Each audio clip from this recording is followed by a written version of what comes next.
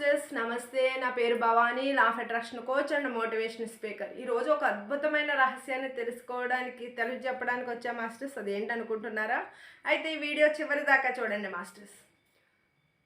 Law of attraction అనే ఒక గొప్ప నియమాన్ని ప్రపంచానికి పరిచయం చేసింది రొండా బర్న్. ఆవిడ చెప్తున్నారు, తనకి ఏది లేకపోవడం వల్ల సమస్తాన్ని పోగొట్టుకున్నారో, ఏది ఉండడం వల్ల సమస్తాన్ని పొందగలిగారో అదేంటంటే కృతజ్ఞత అని. అవును మాస్టర్స్, మీరు విన్నది కరెక్టే, కృతజ్ఞత.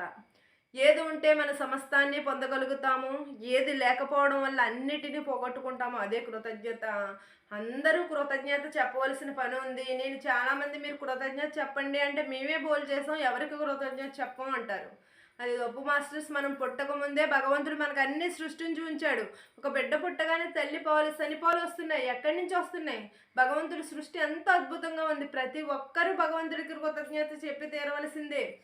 మీకు ఒక 2 ఎగ్జాంపుల్స్ చెప్తాను మాస్టర్స్, నేను కృతజ్ఞత మీరు ఎందుకు చెప్పాలి అనేది. ఒకరోజు ఒక భర్త ఒక భార్యకి ఒక 1000 రూపాయలు పెట్టి ఒక చీర కొన్నారు. దాన్ని గిఫ్ట్గా ఇచ్చారు. ఆ భార్య దాన్ని చూసి ఇది కనీసం పని మనిషి కట్టుకునే చీరలా కూడా లేదు అని పక్కన పాడేసింది అనుకోండి. ఆ భర్త మళ్ళీ ఎప్పుడైనా తనకి చీర కొని తెస్తాడా అండి? చెప్పండి. అదే ఆ భార్య ఆ 1000 రూపాయల చీర తీసుకుని మురిసిపోతూ చాలా సంతోషంగా థ్యాంక్ యూ చెప్తూ తను కట్టుకుని అందంగా భర్త ముందు తిరిగిందనుకోండి, తను అనుకుంటాడు 1000 రూపాయలు చీర తెస్తేనే నా భార్య ఇంత ఆనందపడుతుంది, ఈసారి 10,000 రూపాయల చీర తేవాలి అని తను మళ్ళీసారి 10,000 రూపాయల చీర ఖచ్చితంగా పట్టుకొస్తాడు కదా. అలాగే ప్రకృతి, ఈ భగవంతుడు మనకి ఏదైతే ఇచ్చాడో దానికి కృతజ్ఞత చెప్పుకుంటూ ఉన్నామనుకోండి, అప్పుడు ఇంకా వస్తుంది. మీరు ఇచ్చిన దాని పట్లే కృతజ్ఞత లేకపోతే ప్రకృతి కానీ భగవంతుడు కానీ మీకు ఏమిస్తాడు? అందుకే ప్రతి ఒక్కళ్ళు ప్రతి దాని పట్ల కృతజ్ఞత చెప్పాలి. ప్రకృతిని ఎంత అందంగా సృష్టించాడు భగవంతుడు. అన్ని వస్తువులను సృష్టించి ఉంచాడు. నువ్వు ఏది కావాలో తీసుకుని అది నువ్వు ఉపయోగించుకుంటున్నావు అంతే. ప్రతిదీ సృష్టిలో సృష్టించబడే వచ్చింది. నీ యొక్క ఆలోచన విధానాన్ని బట్టి దాన్ని తీసుకుని నీకు కావలసినట్టుగా మలుచుకుంటున్నారు. మరి అసలైన మెటీరియల్ ముందే సృష్టిలో సృష్టించబడింది కదా, దాన్ని తీసుకునే కదా మనం చేసుకుంటున్నాం. ఆ మెటీరియల్కి కృతజ్ఞత చెప్పొద్దా? ప్రకృతికి కృతజ్ఞత చెప్పొద్దా మాస్టర్స్? చాలామంది ఇది లేదు అది లేదు అంటారు. లా ఆఫ్ అట్రాక్షన్ ప్రకారం మనం యద్భావం తద్భవతి. మీరు దేనిపైన దృష్టి పెడతారో దాన్నే ఆకర్షించగలుగుతారు. మీరు లేని దాని మీద దృష్టి పెట్టారు కాబట్టి మీకు లేకపోవడం అనేది వస్తుంది. 32 పళ్ళు ఉన్నాయి, ఒక పన్ను ఊడిపోయింది మాస్టర్స్. మన నాలుగు ఎప్పుడు దాని దగ్గరికి వెళ్ళినప్పుడు మీ దృష్టి లేని దాని మీదకి వెళుతుంది కాబట్టి జీవితాలు అద్భుతంగా మారడం లేదు. జీవితం అద్భుతంగా మారడాలంటే ఆ ఉన్న 31 పళ్ళతో మీరు ఒక స్వీట్ని ఆస్వాదించండి. అప్పుడు పన్ను లేని లోపం మీకు తెలియదు. ఎంత బాగుంది స్వీట్, ఆనందం మాత్రమే, ఆ మాధుర్యం మాత్రమే మీకు తెలుస్తుంది. అప్పుడు మీ దృష్టి ఎక్కడ ఉంది? ఆనందం వైపు, తృప్తి వైపు ఉంది. అప్పుడు మీరు ఇంకా పొందగలుగుతారు. ఒక వ్యక్తికి మనం కృతజ్ఞత చెప్తున్నాము అంటే థ్యాంక్ యూ చెప్తాం. ఎప్పుడు చెప్తాం? ఆ వ్యక్తి నుంచో ప్రకృతి నుంచో ఏదో ఒకటి పొందినప్పుడు మాత్రమే కదా. అయితే అట్రాక్షన్లో ఏం చెప్తాం? ముందు నువ్వు అది పొందినట్టు ఫీల్ అయితే వస్తుంది అని. నువ్వు థ్యాంక్ యూ చెప్తున్నావు అంటే నువ్వు పొందినట్టే కదా. ఈ ప్రకృతులు ఏదైనా ఇస్తేనే వస్తుంది. నువ్వు థ్యాంక్ యూ అని ఎప్పుడైతే కృతజ్ఞత తెలియజేస్తావో ప్రతి వస్తువుకి, ఇంట్లో ఉన్న వస్తువులన్నిటిని మనమే వాడుకుంటున్నాం, ప్రకృతిని మనమే వాడుకుంటున్నాం. ఇంతలా వాడుకునే ప్రకృతికి కృతజ్ఞత చెప్పాలి. ఇంట్లో ప్రతి వస్తువుకి కృతజ్ఞత చెప్పండి. ఒకరోజు దువ్వాలు లేకపోతే ఎలా ఉంటామో ఆలోచించుకోండి మాస్టర్స్. ఒకరోజు వాటర్ లేకపోతే ఎలా ఉంటాం? ఒకరోజు గ్యాస్ స్టవ్ లేకపోతే ఎలా ఉంటుంది? ఆలోచించుకోండి. అన్నీ మనకు ఉపయోగపడుతున్నాయి, కానీ ఎప్పుడైనా కృతజ్ఞత చెప్పామంటే కృతజ్ఞత చెప్పడం లేదు. ప్రతి దానికి ఎప్పుడైతే కృతజ్ఞత చెప్తామో మనం ఇంకా పొందగలుగుతాం మాస్టర్స్ సృష్టి నుంచి. ఇది ఎలా అంటే ఇంకొక ఎగ్జాంపుల్ చెప్తా మాస్టర్స్. ఒక పెద్ద ఆయనకి కరోనా టైంలో ఆక్సిజన్ అనేది అందలేదు. తనని ఆక్సిజన్ పెట్టే వెంటిలేటర్ పై ఉంచి ఆక్సిజన్ అందించారు. అయితే అలా 10 రోజులు హాస్పిటల్లో ఉన్న ముసలాయనకి బిల్లు ఎంత వేసారో తెలుసా మాస్టర్స్? 20 లక్షలు వేసారండి.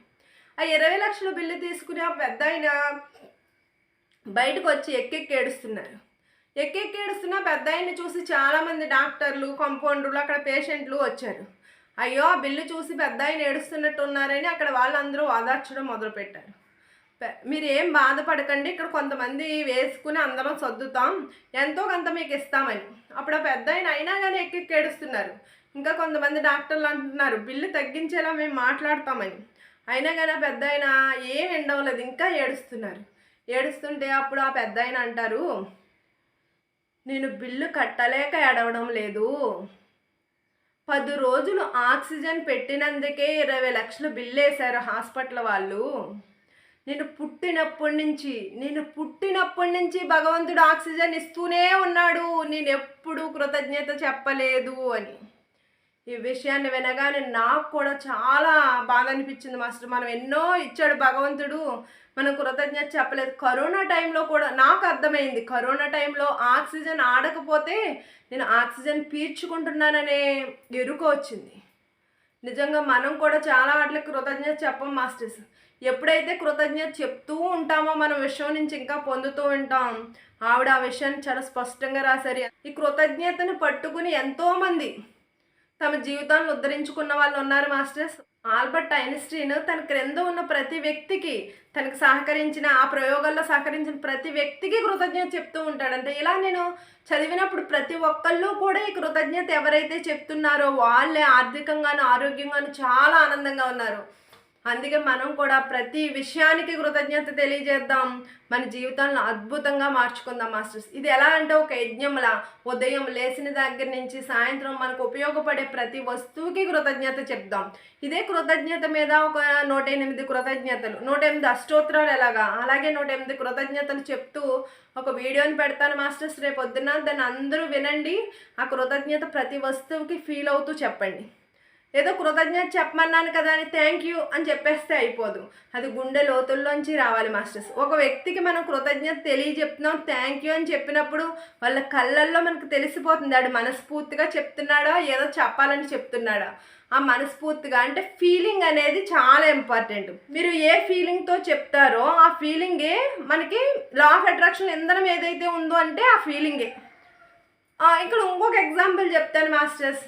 ఒక వ్యక్తి తన జీవనోపాధి లేక కట్టెలు కొట్టడానికని అడవిలోకి వెళ్ళాడు, మనందరికీ తెలిసిన విషయమే. అయితే వెళ్ళినప్పుడు గొడ్డలతో కట్టెలు నరుగుతుంటే గొడ్డలు పడిపోతుంది. అప్పుడు గంగామాత వచ్చి ఒక బంగారపు గొడ్డలను తెచ్చి ఇది నీదా అని అడుగుతుంది, కాదు అంటాడు. ఒక వెండి గొడ్డలను తెచ్చి ఇది నీదా అంటే కాదు అంటాడు. ఒక ఇనప గొడ్డలు తెచ్చి నీదా అంటే అవును అని తీసుకుంటాడు. అప్పుడు గంగామాత తన యొక్క నిజాయితీకి మెచ్చి 3 గొడ్డలను ఇస్తుంది. 3 గొడ్డలకు కూడా ఇచ్చినందుకు కృతజ్ఞత చెప్పి వచ్చేస్తాడు. ఇది చూసిన వ్యక్తి సేమ్ ఇలాగే డ్రామా ఆడతాడు. అతనికి ఇస్తుందా అంటే ఉన్నది కూడా పోగొట్టుకుంటాడు. అలాగే డ్రామా ఆడితే రాదు. మనస్ఫూర్తిగా ఎవరైతే తను పొందుతున్న దానికి కృతజ్ఞత చెప్తాడో వాడు మాత్రమే ఆర్థికంగా ఆరోగ్యంగా బలవంతుడు అవుతున్నాడు. ఇది గుర్తుపెట్టుకోండి మాస్టర్స్. ఎక్కడైనా మనస్ఫూర్తిగా చెప్పాలి, మనస్ఫూర్తిగా చెప్దాం మాస్టర్స్. అన్నిటికీ కృతజ్ఞత చెప్దాం, మనం వాడుకునే వస్తువులకి కృతజ్ఞత చెప్దాం. ఎంత అద్భుతంగా మనల్ని నడిపిస్తున్న మనలోని చైతన్యానికి, అన్నిటికీ, పంచభూతాలకి, పంచేంద్రియాలకి, అన్నిటికీ కృతజ్ఞత చెప్దాం మాస్టర్స్.